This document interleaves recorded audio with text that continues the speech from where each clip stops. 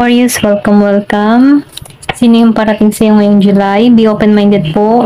Hindi po halos lahat makaka-resonate, kaya piliin nyo na lamang. Sino yung magpaparamdam or parating sa iyo ngayong July? And thank you nga po pala sa mga nag-subscribe, lalo na sa mga bumabalik. Marami pong salamat. Give me the message. Sino yung mga parating or sino yung parating at magpaparamdam sa iyo ngayong July? Give me the message. Sino yung parating or magpaparamdam sa iyo ngayong July? Give me the message. Sino yung parating or magpaparamdam sa iyo ngayong July? Give me the message.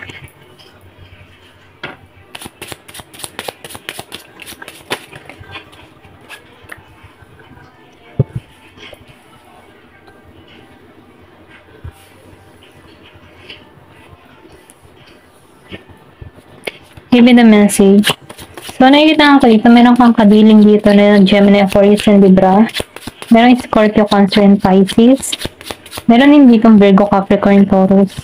So, nakikita ko dito yung iba nasa LDR situation, okay? Ito lang yung nakikita ko sa iba. Yung iba naman sa inyo, nakikita ko dito na merong pagtungo sa'yo, okay? At yung iba naman, meron din ditong past person. Pero ganun pa man, nakikita ko dito na meron ditong tao na ayaw ang tanggapin yung katotohanan na ayaw mo na, ganyan. Kumbaga itong tao nito nagpupumilit or pinipilit pa rin ito yung sarili niya or pinipilit pa rin niya yung kanyang sarili na okay pa, okay? Kahit meron ng mga yung ba tipo na kahit na meron ng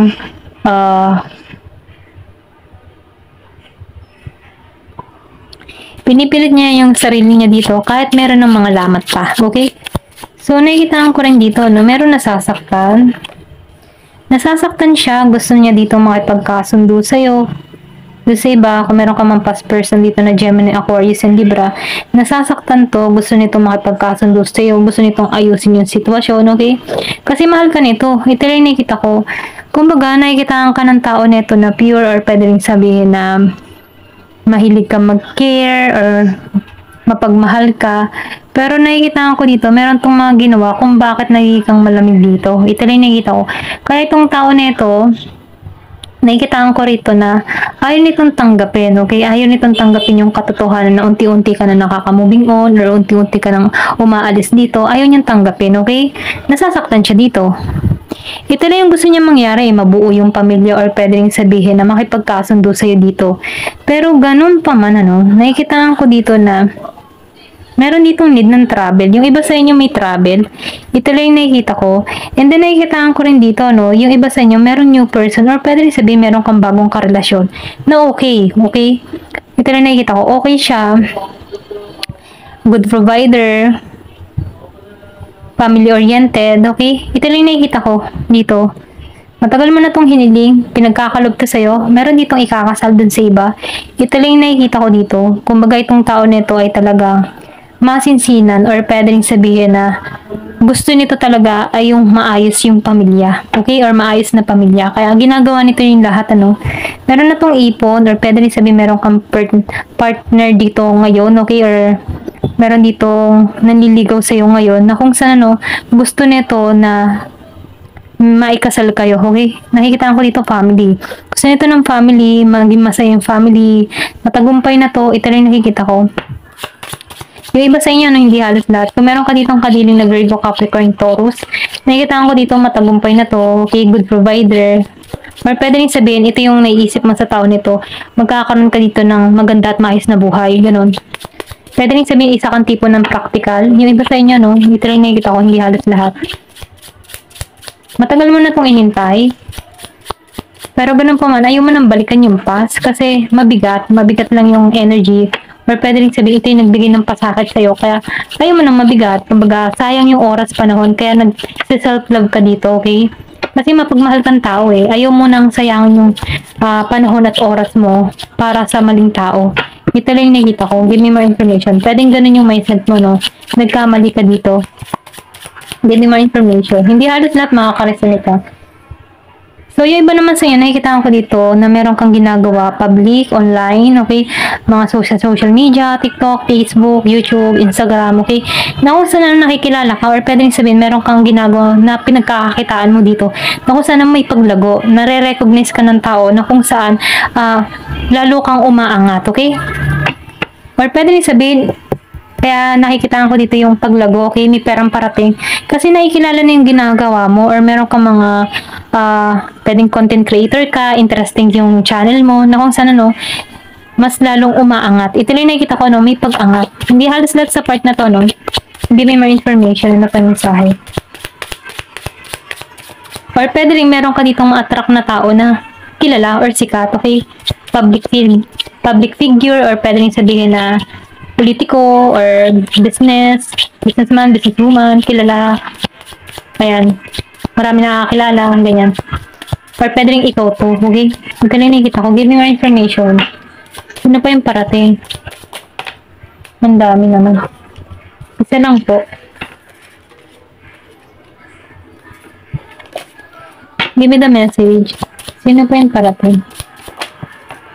Ayan.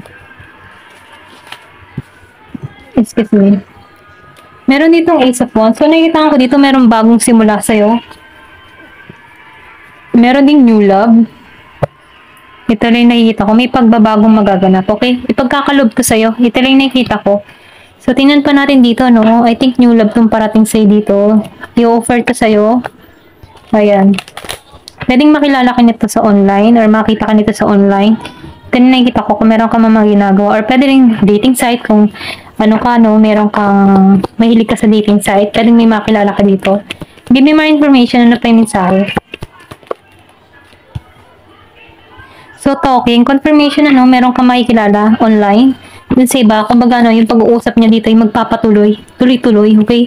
Kumbaga nagkakaroon to ng interest sa'yo, okay? Lagi nitong iniintay yung message mo or pwede rin ito yun na pumupukaw sa'yo ng atensyon, okay? Napapamahal ka na dito or pwede rin sabihin nagugusto ng tao nito dahil makilala ka, ganyan. Give me more information. Ano pa yung mensahe? Passion. So, nakikita ko dito, pareho kayo, may chemistry. So, nakikita ko dito na pareho kayo ng hilig, okay? Equal. Kumbaga, pareho kayong masaya. Or pwede rin sabihin, ito yung nagpapakilig sa'yo or nagpapakilig sa kanya. I think meron ka ditong nakakausap new person na kung saan may passion, okay? Kinikilig ka sa tao nito, ganun din siya. Iba yung nararamdaman mo. Ayan. So, nakikita ko dito yung iba sa inyo, single, okay? Nakapokus ka sa iyong sarili.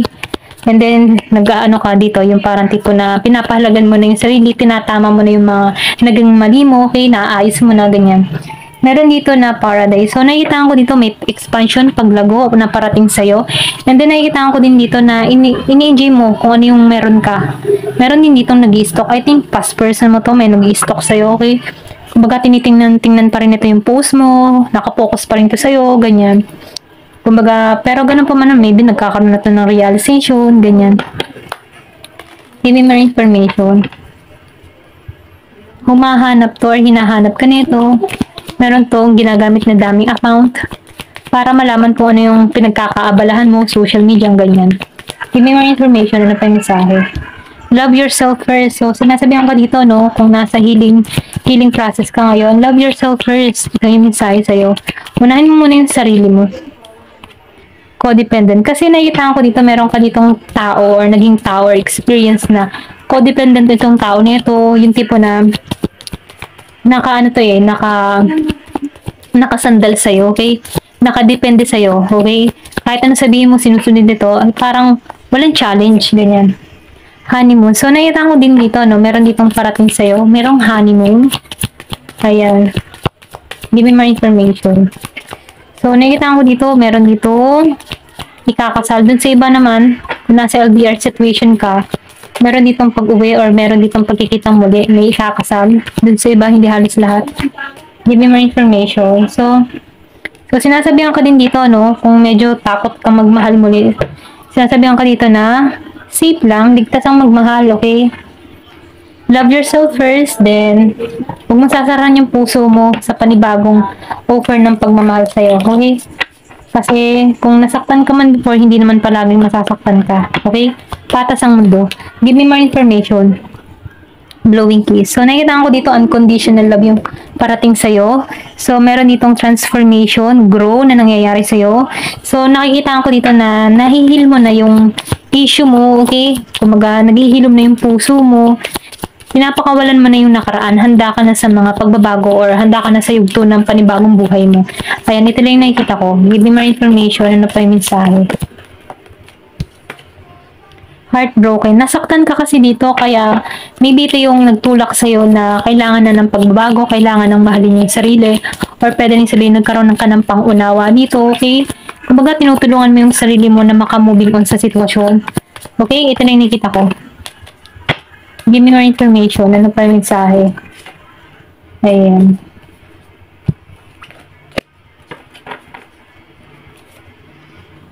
The Snake. So, nakita ko dito na merong naging ahas sa inyo. Meron ditong Year of the Snake.